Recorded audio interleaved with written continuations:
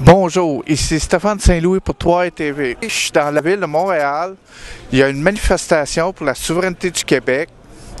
Je vais aujourd'hui poser diverses questions aux manifestants.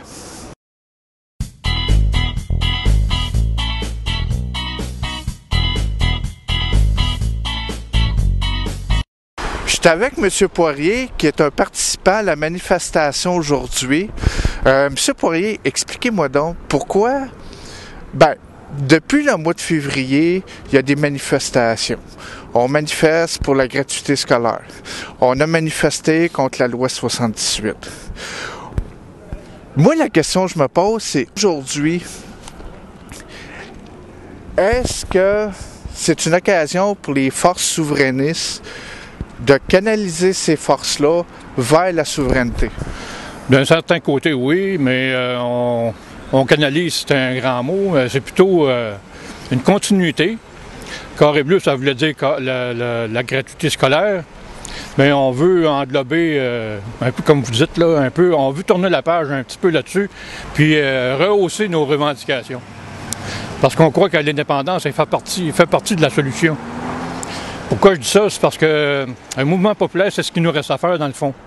Puis en même temps, un peu comme notre slogan, l'indépendance a beaucoup plus besoin du peuple que des politiciens. Non pas qu'on méprise les politiciens en tout, mais parce que le peuple, d'un côté, c'est la clé pour la souveraineté du Québec. C'est ce qu'on veut militer, c'est pour ça qu'on veut militer, c'est pour ça qu'on veut s'engager, puis on veut marcher avec, même il y a des groupes qui s'appellent des marcheurs, mais il y a aussi d'autres revendications dans différents groupes populaires, qui ne font pas nécessairement de la politique, mais on veut entraîner un mouvement, un vent, qu'on pourrait dire, un peu comme si le Québec serait un bateau, un grand voilier, mais on a besoin de vent pour avancer. Fait que c'est un peu notre revendication comme Carré bleu. On est présent aussi sur Facebook, pour ceux qui veulent s'intéresser un petit peu plus à l'aventure. C'est quoi le nom du site? Le nom du site, c'est entre guillemets, là, Carré bleu. Les gens ont tout simplement à cliquer j'aime, entrer c'est un peu comme la porte. Vous rentrez par la porte du Carré bleu. Puis on a aussi un groupe qui s'appelle le Carré bleu. Donc là, ça peut rentrer dans les discussions entre les membres, entre les personnes qui veulent peut-être donner des avis ou des idées. Puis aussi un moyen de communication, comme c'est tellement à la mode aujourd'hui, l'Internet, avec les façons de communication. Je pense que c'est un véhicule bien intéressant. Puis on encourage tous ceux qui ont cette envie-là de revendiquer, de faire valoir leur point de vue comme indépendantistes, souverainistes, appelez-le comme vous voulez. Mais on veut englober les revendications parce qu'on trouve un avantage que la population s'engage à ça. Selon vous, est-ce plus important aujourd'hui de faire la souveraineté qu'auparavant?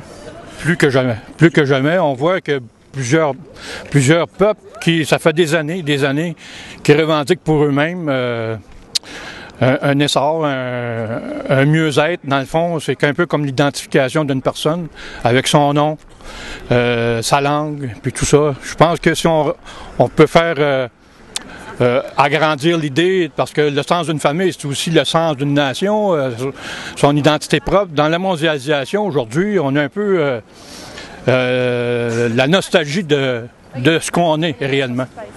Puis en tant que nation, l'indépendance, c'est pas anti-justice, anti-paix, puis juste pour faire de la grabouille avec les autres. L'indépendance, c'est simplement une identification, puis pour vivre d'être dans un mieux-être. Merci beaucoup, M. Poirier. Merci, ça m'a fait plaisir. Présentement, je suis avec Coralie, qui est une des organisatrices de la manifestation. Coralie, je vais te poser la question que j'ai posée au monsieur tantôt. Okay? Depuis février-mars, on manifeste pour la gratuité scolaire, on manifeste contre la loi 78, on manifeste pour d'autres raisons aussi. Aujourd'hui, c'est une manifestation pour l'indépendance du Québec. Ouais. La question que je me pose, serait-ce une tentative des mouvements souverainistes pour canaliser ces forces-là vers la souveraineté? Ben en fait, c'est tout simplement que le combat, tout ce qu'on se questionne avec justement la hausse des frais de scolarité, la loi 78 et tout, c'est dans le fond, c'est des questions qui ont été amenées au Québec ce printemps dernier pour dire qu'est-ce qu'on veut comme Québec. Nous, dans le fond, tout ce qu'on fait, c'est on répond, ben nous, en tout cas, on veut un Québec libre. Donc, dans le fond, c'est juste qu'on rappelle ça dans toutes les interrogations qui ont été soulevées. Nous, on répond à une des questions de l'avenir du Québec en disant que l'avenir du Québec passe par l'indépendance. Donc, dans le fond, c'est pas qu'on rallie ces choses-là, c'est tout simplement qu'on répond à une de ces questions qui a été soulevée.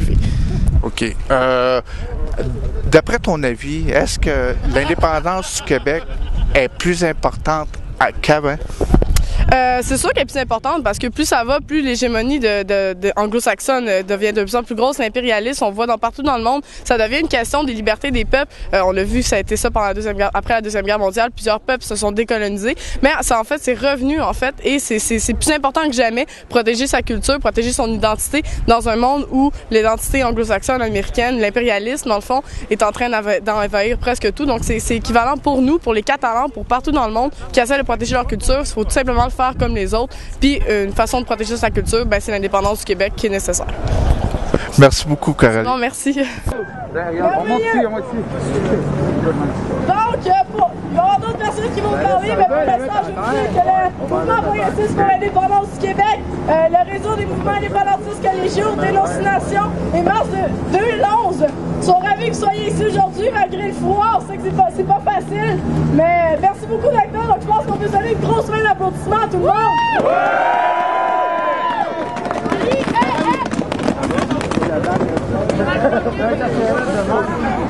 Merci à la grande fille! Donc, 17 ans après le dernier référendum, la question nationale est trop souvent discréditée, insultée et écartée par nos médias et nos gouvernements. Certains diront même que le mouvement est mort, que c'est une idée dépassée. La liberté est-elle une vieille idée? Bien, certainement, autant que faire des enfants. Mais est-ce qu'elle est dépassée? Ça, jamais ça sera dépassé. Nous avons eu une année chargée en émotions. D'abord l'attente. On attendait de voir qu'est-ce qui allait se passer avec les étudiants. Où irait le mouvement? Où irait le combat? Le Québec allait-il se mobiliser? L'attente n'a pas duré longtemps. Nous avons eu nos réponses bien vite. Il y a eu l'unité pour l'éducation, mais aussi pour l'environnement. Le 22 avril dernier, des centaines de milliers de Québécois ont marché pour notre planète. Je pense qu'une des choses qu'on a bien réussi à montrer cette année aussi, c'est qu'on n'irait pas travailler dans le Nord autant que possible. Il y a eu la solidarité, bien sûr. Qu'elle était de fournir du malox à ceux qui se faisaient poivrer ou de simplement emporter le carré rouge, elle était là. Il y a eu la peur de ne jamais réussir. Il y a eu l'envie de voir du nouveau, de voir un nouveau Québec. Il y a eu l'indignation avec des casseroles comme bande sonore. Il y a eu des émotions, il y a eu beaucoup d'émotions, mais il y a aussi eu beaucoup de questions. Où va le Québec? Que veut-on comme société? Vivons-nous vraiment dans une démocratie? Quel est l'avenir du Québec? Nous répondons à cette dernière. L'avenir du Québec, c'est son indépendance. Plusieurs nations sont arrivées à la même conclusion. Nous ne sommes pas seuls. Nous saluons fièrement l'obtention du statut d'État observateur de la Palestine. Leur lutte n'est pas finie, nous sommes toujours aussi solidaires. Il y a aussi la Catalogne qui a élu 87 députés indépendantistes catalans, l'Écosse qui tiendra son référendum en 2014 et bien d'autres. Aujourd'hui, nous sommes ici pour nous rappeler que ce n'est pas juste pour les autres que la liberté est bonne. Pour nous aussi, nous ne sommes pas nés pour un petit pain. Et oui, nous sommes quelque chose comme un grand peuple. Aujourd'hui, nous avons marché pour l'indépendance du Québec. Aujourd'hui, nous nous rappelons que le projet de pays est un projet qui appelle à l'unité de tous les habitants et toutes les habitantes du Québec. La souveraineté n'est pas un concept de « vous êtes avec nous, vous êtes contre nous ». La souveraineté du Québec est un concept de « vous êtes avec nous, puis sinon, on va aller prendre un verre puis en jaser ». Aujourd'hui, nous sommes tous et tous Québécois et Québécoises de différentes origines, de différentes religions, de différentes langues, de différentes valeurs, mais nous sommes tous Québécois et Québécoises. Nous aimons le Québec et nous sommes fiers de notre nation. Puis là, je vais finir avec un bon classique qu'on connaît tous, parce qu'on est parti de là tantôt à l'Hôtel de Ville. Vive le Québec libre!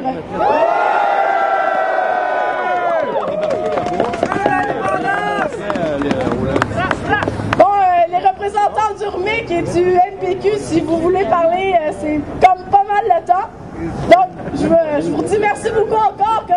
Pour ceux qui ne me connaissent pas, je suis Coralie Laperrière. Je suis membre du NPQ, mais aussi j'ai fondé Dénonciation. Donc, c'est ça, je vais passer la parole au porte-parole du MPQ, Mouvement Progressiste pour l'Indépendance du Québec, Thomas Deshaye.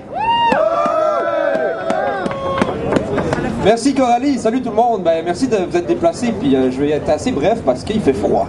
Mais en fait, je voulais d'abord vous remercier pour vous dire à quel point c'est important de se mobiliser et de prendre la rue pour des questions aussi importantes que l'indépendance de notre peuple. Parce que c'est pas vrai que l'indépendance revient au gouvernement. L'indépendance, c'est notre affaire à tous, puis on l'a démontré par le passé, sans les mouvements sociaux, sans l'implication de notre peuple, on n'a jamais pu évoluer, on n'a jamais pu changer quoi que ce soit. Il faut pousser, et je vais utiliser une expression, parler de bière, que j'utilise dans les tavernes, il faut pousser dans le cul, je vais le dire, le gouvernement péquiste actuellement. Parce qu'ils feront rien si on continue pas, ils nous l'ont démontré. Je veux pas non plus blesser les membres du Parti québécois qui sont ici, j'exprime une opinion.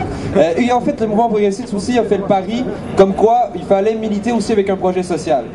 On veut l'indépendance, ça c'est clair, mais aussi on pense qu'on peut réussir à convaincre plus de gens en leur disant qu'en faisant l'indépendance, ils auront le pouvoir entre leurs mains, ils pourront appliquer leurs projets sociaux.